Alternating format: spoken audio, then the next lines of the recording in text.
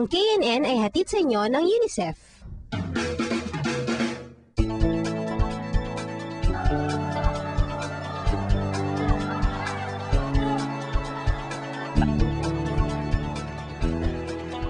Ang susunod natin na report ay mula sa Manila Bureau.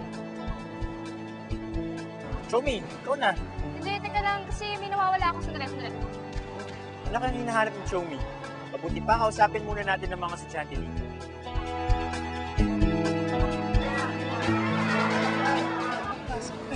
May diary, oh. Kanino kaya to?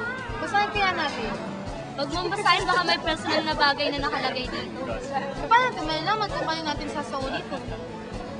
Excuse me, girls. Anong nagaganap?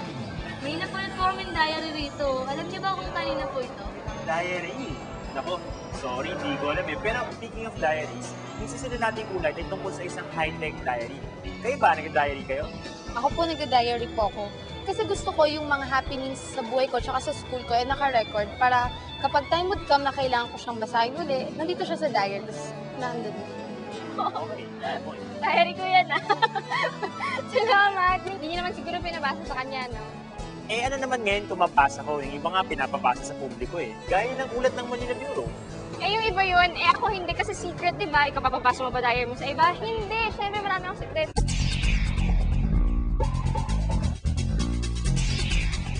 Blogger, Live Journal, Sangha, at maging ang Friendster.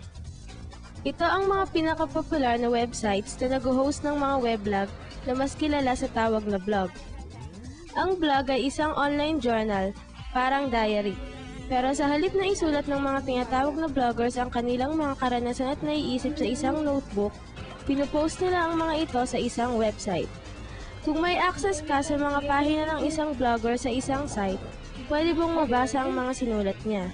Ang written journals, para sa iyo lang. Tapos, lahat ng secrets mo, nalalagay mo sa written journal. Sa online journal naman, yung pwedeng basahin ng ibang tao, kahit yung mga hindi mo kilala. Saka yung iba, nakakapag-comment sila. Ayon sa Ask Yahoo, maraming tao ang naniniwala na ang Mo6 What's New page ang pinakaunang weblog na ginawa noong 1993. Ngunit ito ay naglalaman lamang ng listahan ng mga links sa iba't ibang websites. Ayon naman sa Manila Bulletin Online, ang unang kilalang blog sa Pilipinas ay sinimulan ni Loren Dado noong 1996.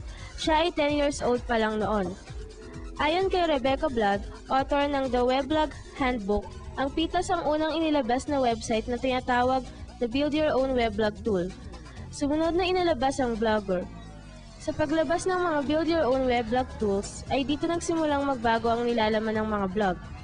Mula sa pagiging isang non-commercial website na tumatalakay sa politika, mga issue tungkol sa computers at mga kasalukuyang balita, ay naging mahabang essay at diary entries na ang mga sinusulat dito ng mga tao.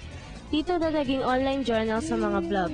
At ngayon, ina-inang pagbablog sa Pilipinas, lalo na sa mga kabataan. Ang inq7.net's website for the interactive youth ay may regular section na tinatawag na Blog Addicts. Ang Candy Magazine ay meron ding section na tinatawag na Blogger of the Month. Ang Pansitan.net ay isang popular na Pinoy blogging community. Gayon din ang PinoyBlog.com na may tinatayang mahigit 2,200 Pinoy bloggers. I blog because I want to keep track of my everyday activities so that in the future I can look back on them and learn from them if I made mistakes or stuff like that. Maybe it's a fad, or maybe they just really want to show people what they think, their opinion. Talaga nga namang di na mapigilan ang kasikatan ng blog. Kagaya ng Friendster, ito ay nagiging paboritong pampalipas oras na ng mga kabataan ngayon.